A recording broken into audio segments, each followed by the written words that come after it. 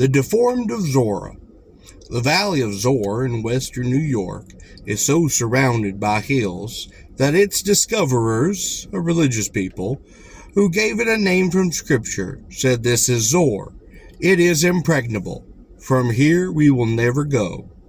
And truly, for lack of roads, they found it so hard to get out, having then gotten in, that they did not leave it. Among the early settlers here were people of a family named Wright, whose house became a sort of inn for the infrequent traveler, inasmuch as they were not troubled with piety, and had no scruples against the selling of drink and the playing of cards at a late hour. A peddler passed through the valley on his way to Buffalo, and stopped upon the Wright house for lodging. But before he went to bed, he incautiously showed a number of golden trinkets from his pack, and drew a considerable quantity of money out of his pocket, and he paid the fee then for his lodging. Hardly had he fallen asleep before his greedy hosts were upon the room, searching for his money. Their lack of caution did cause him to awake, and as he found them rifling his pockets and his pack, he sprang up and showed a fight. A blow sent him to the bottom of the stairs, where his attempt to escape was intercepted, and the family closed around him and bounding his arm and legs. They showed him the money they had taken and asked where he had concealed the rest.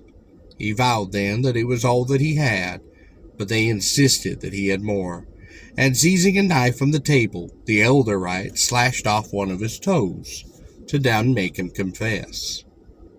There was no result from this, and 6 toes were then cut off, 3 from each foot.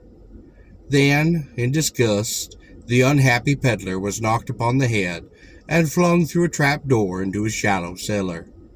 Presently he rose and tried to draw himself out, but with hatchet and knife they chopped away his fingers and he fell back.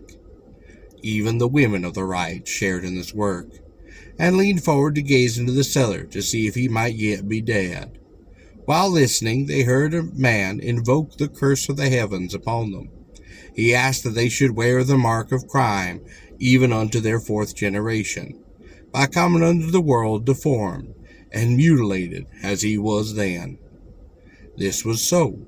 The next children born into the house had a round half-hoof-like feet, with only 2 toes.